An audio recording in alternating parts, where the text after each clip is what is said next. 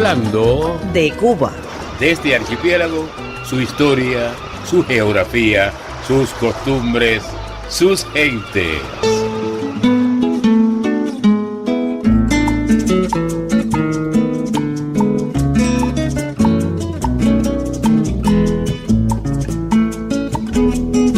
...27 minutos...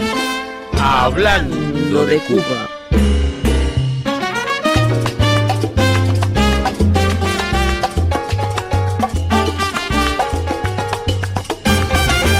Mi fraternal oyente, hoy conversaremos de un tema sumamente apasionante, de cómo en un solo lugar habanero cubanísimo se puede encontrar la acertada comunión del patrimonio construido con el inmaterial y el natural.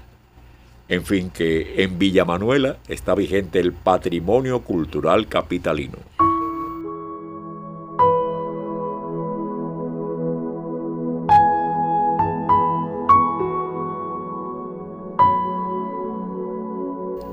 Villa Manuela es una casona situada en una manzana de reparto a alturas de Arroyo Arenas. Está en plena calzada de Managua, Mantilla, en el sur de La Habana. Desde su planeamiento como vivienda de madera hasta la actualidad, en la entonces periferia de la ciudad ha sido testigo de no pocos acontecimientos importantes para nuestra historia y cultura.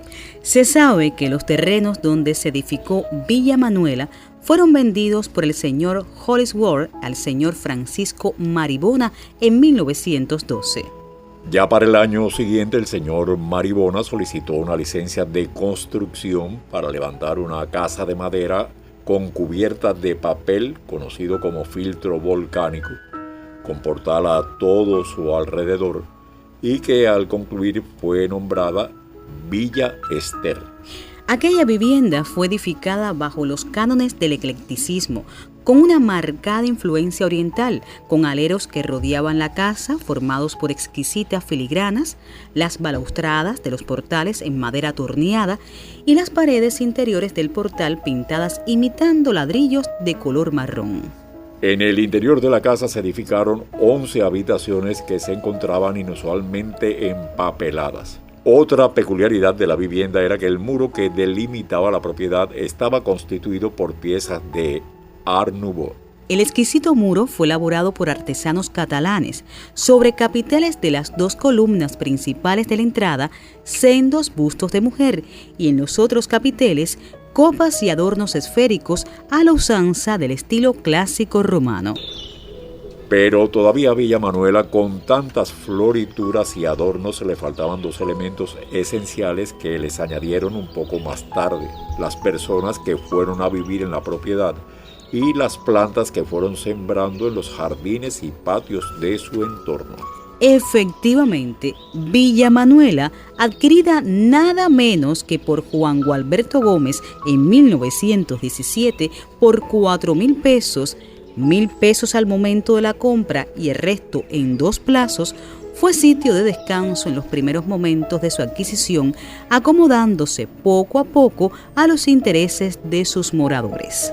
El prócer de la guerra independentista, amigo inseparable de Martí, figura pública incorruptible en la República, y su esposa Manuela, española que siguió a su marido a la isla, era amante de la naturaleza, ferviente cultora del jardín y el patio. Sin embargo, ambos continuaron viviendo en Lealtad 106 en su querida Habana Vieja. El otro elemento que le faltaba a Villa Manuela creció con el transcurso del tiempo. Los patios desolados fueron convirtiéndose en un eterno bosque, donde los tonos de verde fueron cubriendo todos los espacios con árboles de diferentes variedades. Y también cosecharon mameyes, zapotes, ciruelas, guanábanas, chirimoyas, caimitos, aguacates morados y verdes, guayabas del Perú, toronjas rosadas, anón, mamey de Santo Domingo y flores de dimolas, arecas y azaleas. Lo que ahora es un exuberante jardín de muchas especies criollas, empezó siendo un planificado vergel de rosas de numerosas variedades, cuidado por doña Manuela cuando dejaba el bullicio capitalino para irse con la familia a la casa de descanso de Arroyo Naranjo.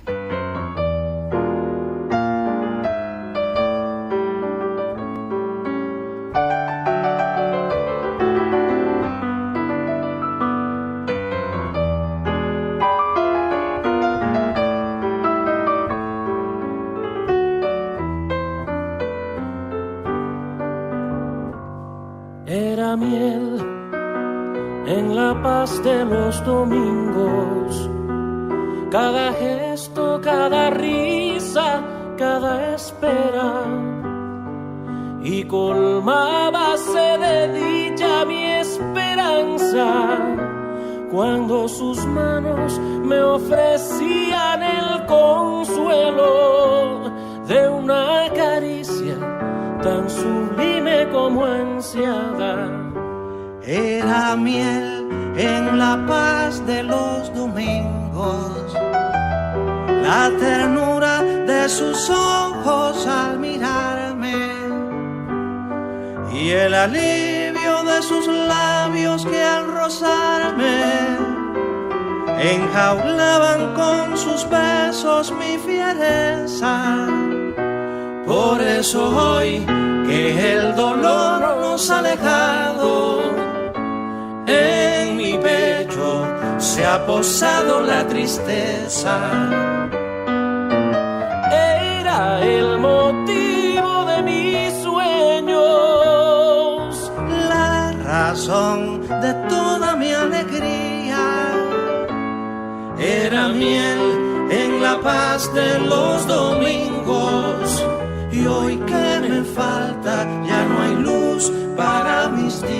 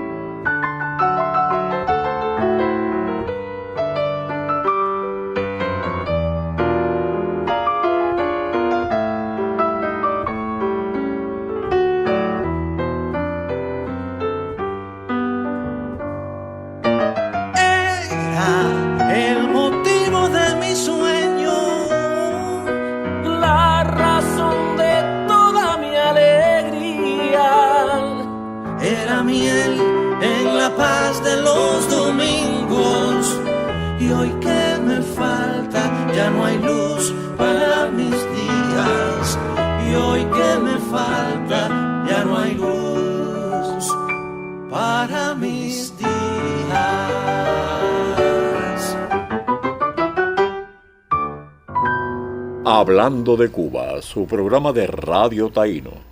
Hoy conversamos de Villa Manuela, una vivienda de Mantilla muy importante por sus valores históricos y culturales.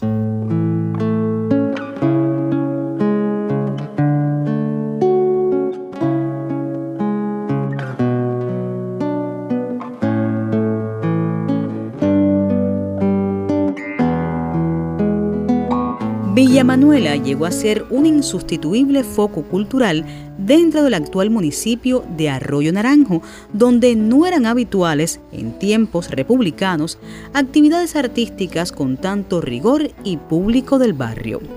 Es esencial que destaquemos el reconocimiento que merecen los diferentes moradores de esa vivienda, que con el paso de los años han contribuido con una opción cultural en una localidad donde actividades de ese tipo no abundan por estar bastante alejadas de las zonas céntricas de la ciudad.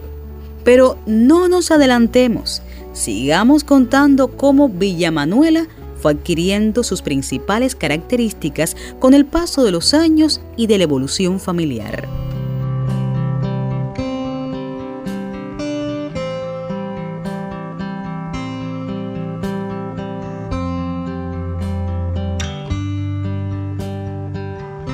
Resulta que a don Juan Gualberto, nacido en el campo matancero, le encantaba aquel lugar casi campestre y le fascinaba reunir allí a su numerosa familia. Se conoce que al patriota cubano le encantaba reunir a su alrededor a todos los miembros de su prole para los almuerzos dominicales, que amenizaba con animados temas, dilatadas sobremesas y la repartición de miguitas sobrantes para los rápidos y avispados gorriones del barrio. Sin embargo, debemos aclarar que, aunque a doña Manuela le encantaba aquel sitio, no vivió nunca de forma permanente en la villa que fue bautizada con su nombre. Entre 1922 y 1927, don Juan Gualberto emprendió la construcción adicional de 4 pabellones de exteriores de madera que constituirían 2 bibliotecas, una pequeña habitación y otro aposento auxiliar que luego fue convertido en garaje.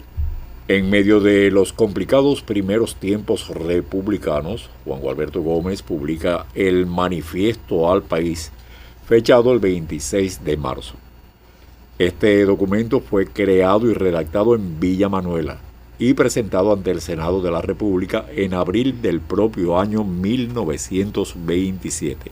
El otro manifiesto de don Juan Gualberto, dirigido al pueblo, del 26 de abril de 1930, y todos los demás alegatos patrióticos criticando los numerosos males que ya tenía la joven república, fueron gestados por el valiente y desinteresado patriota en aquel lejano rinconcito de Arroyo Naranjo.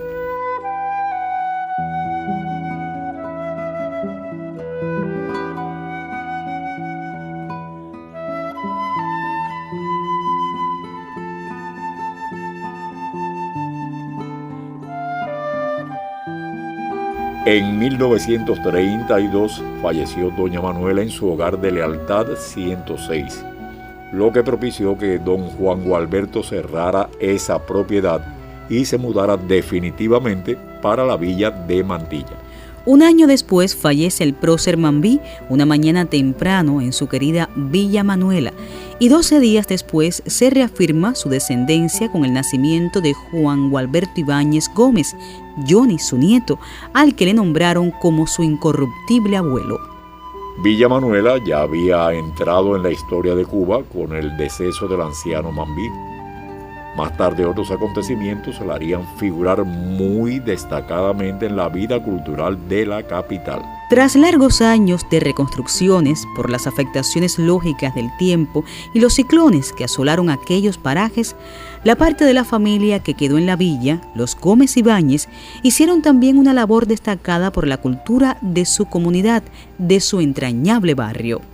Por años y años la familia Gómez Ibáñez estuvo sumida en una atmósfera de polvo, cemento, arena y cabillas, agravada por la inflación de precios, los préstamos y las demoras en las obras de rehabilitación de la villa. Finalmente se logró suficiente estabilidad y para la década de 1950 la familia poco a poco se insertó en la vida social y cultural de la época, como lo hiciera la ascendencia en su época, los Gómez Benítez de la vivienda de la calle Lealtad.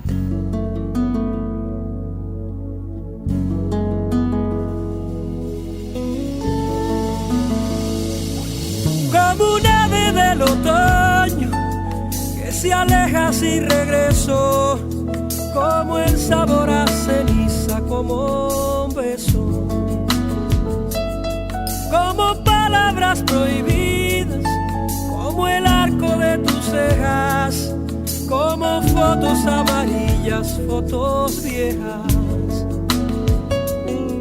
como un grito tras la puerta, como madrugada incierta, como duermen los luceros, como por tus pies mis dedos, como palomas suicidas, como autos en la avenida, como las teclas de un piano, como flores del pantano, como senos encendidos, como crimen y castigo, como el pájaro que vuela, como niños en la acera, como flota una gabarra sobre las aguas del Sena. Así son las cosas simples que me llenan.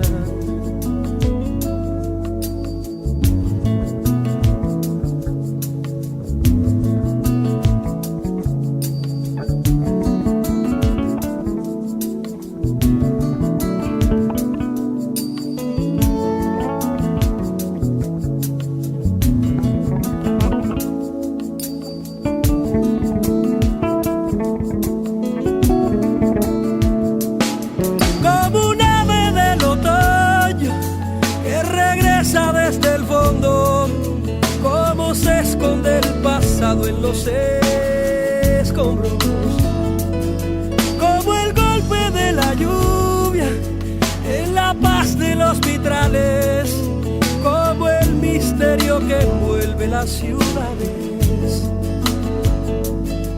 como las voces del puerto, como el roce de los cuerpos, como arena en el desierto, como el que esconde un secreto en el guardarropa, como algo mineral, labios contra el cristal, la niebla sobre el mar, como un lago de la noche, espantado por el día, como habitan los enanos, un mundo de fantasías, como flota una gabarra sobre las aguas del seno.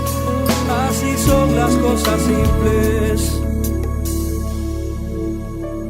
que te llenan.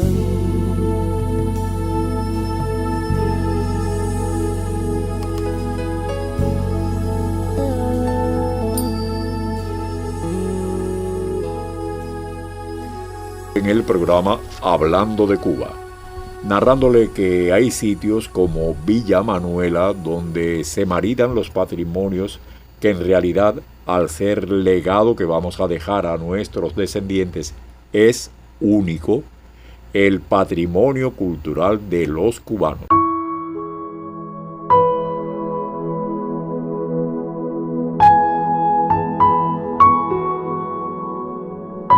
Juanita y Juan Gualberto, hijos del destacado Mambí, sus hijas, Olga y Fina, entre todos, fueron creando en torno a ellos, allí en Mantilla, Arroyo Naranjo, un mundo que reunía figuras de la intelectualidad habanera, tanto de artistas de renombre como jóvenes debutantes del barrio.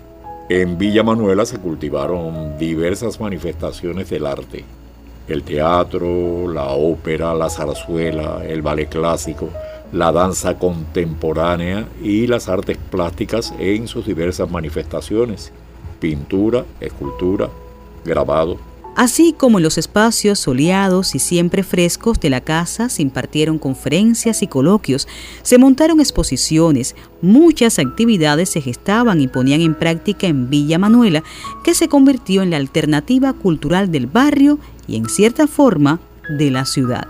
Toda esa actividad teatral en la casona de la amplia calzada de Managua propició el inicio de un movimiento de teatro conocido como GEL, Grupo Escénico Libre. Resulta que en agosto de 1952, un grupo de jóvenes del barrio y sus amigos montó de forma experimental la obra Bésame Catalina, como iniciativa a una fiesta que se celebraba en los jardines y patio de la casa, y esa fue la génesis de la creación del GEL. Sí, porque aquel montaje escénico fue épico y tuvo tanta acogida en el público del barrio y los invitados de la familia, que provocó esa creación del GEL en enero de 1953. El nombre GEL, los estatutos, junta de dirección, programación, puestas en escena, directores, actores y técnicos, desde escenógrafos hasta los tramoyas, quedarían definidos por la iniciativa de 3 jóvenes compañeros de estudio: Johnny Ibáñez Gómez, Rafael Martínez y Germán Wilhelm. A cada función se le diseñó una portada alegórica a la puesta en escena y su contenido editado con notas del programa. La obra, su autor, su elenco, así como el anuncio de la propia función. Como ve, aquellos jóvenes se tomaban muy en serio el teatro. Hubo funciones especiales en las que los programas para el público llevarían cada uno un pequeño detalle alusivo a la obra. Por ejemplo, en la obra Mundo de Cristal, los programas de Mundo de Cristal llevaban adicionalmente, además del panfleto, una delicada cinta de seda atada a una pequeña miniatura de cristal alusiva al mundo de los animales de cristal de Laura, la protagonista. Detalle primoroso ese, digno de las damitas y los caballeretes de entonces. Pero además, en Villa Manuela, mensualmente se editaba un boletín de noticias de circulación interna. ¿Y para qué un boletín?, se preguntará usted, fraternal oyente. Pues en dicho documento se abordaban los problemas prácticos de los montajes para buscar soluciones, los onomásticos para recordar y comentarios de naturaleza informal surgidos en la cotidiana vorágine de las diferentes actividades. En la Villa Manuela de entonces se celebraban reuniones periódicas del Ejecutivo y sus asesores, que se hacían con regularidad. Nada era improvisado ni poco serio en aquellos jóvenes artistas o los aspirantes a hacerlo. Hubo una temporada del GEL en la cual se asoció al homenaje que se le rendía a José Martí en su centenario, por lo que en enero de 1953 se inauguró con un pasaje poético dedicado al apóstol. En aquellas memorables funciones teatrales, la entrada era libre y una gran pancarta colocada al frente de la entrada principal de la casona anunciaba día y hora de la puesta en escena, donde se consignaba el nombre de la obra y su elenco. Los vecinos del barrio y demás invitados llenaban el espacio de la galería lateral izquierda reservado para el público, pues la zona posterior de la pieza estaba destinada al escenario. Y el escenario, aunque no muy amplio, contaba con proscenio, telón de embocadura, bambalinas, telón de fondo y la decoración propia de cada escena. Circunstancias desafortunadas de índole familiar y la natural inestabilidad que ocasiona todo cambio desarticularon las iniciativas en Villa Manuela.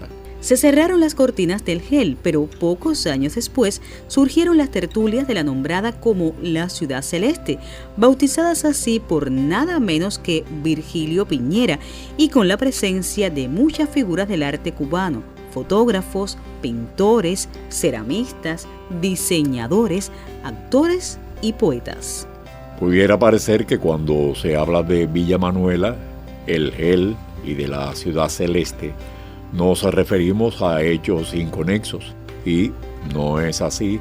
Las dos actividades se gestaron en la villa y forman parte de un todo cuya raíz está en los fundadores de esa familia, Juan Gualberto Gómez y Manuela Benítez, continuada por sus descendientes. Para mediados del año 74 se comenzaron a revitalizar las tertulias de los sábados, con la presencia de amigos de la familia e intelectuales de diversos ámbitos culturales. Ese rincón de Mantilla se convirtió en un acto de comunicación, selección y madurez creativa de variada índole. Florecían las tertulias de Ciudad Celeste. El círculo de invitados fue creciendo de manera vertiginosa, se hacía música, se exponían trabajos como pinturas, dibujos o creaciones literarias, se realizaban conferencias o lecturas de obras literarias con crítica libre y razonada por más acaloradas y controvertidas que resultasen. En el 2017, Mercedes Ibarra Ibáñez, bisnieta de don Juan Gualberto, recibió en Villa Manuela al grupo Huellas, que incluye a los especialistas de cultura que cuidan el patrimonio inmaterial de esta ciudad capital. Mercedes, menuda, amable, culta y muy activa, le obsequió al grupo un exquisito jugo de mango de los frutos de su patio y les contó de las tradiciones de la casa, de sus famosos personajes, esta leyenda de Mantilla. En cuanto al nieto del prócer Mambí, Johnny, fue un destacado cultor de las artes plásticas y sobresalió por usar técnicas no usuales en sus cuadros como crayolas, la acuarela y la plumilla, y pintar temas poco comunes como la violencia, la homosexualidad y el deporte. Johnny, el último nieto de Juan Gualberto Gómez, nacido y criado en Villa Manuela, además de artista de la plástica, en 1965 se graduó como periodista, siguiendo la tradición iniciada por su abuelo. Actualmente su obra ha sido reconocida como experimental, abstracta y comprometida con su época, según corroboraron los especialistas. Y Mercedes, la última bisnieta, que bautizada como guardiana de la cultura en su rincón de Mantilla, nos dejó a mediados de este año. Al final de este viaje en la vida quedarán nuestros cuerpos hinchados de ir a la muerte, al odio, al borde del mar. Al final de este viaje en la vida quedará nuestro rastro invitando a vivir. Por lo menos por eso es que estoy aquí. Somos prehistoria que tendrá el futuro. Somos los anales remotos del hombre. Estos años son el pasado del cielo. Estos años son cierta agilidad con que el sol te dibuja. En el porvenir son la verdad o el fin, son Dios. Quedamos con que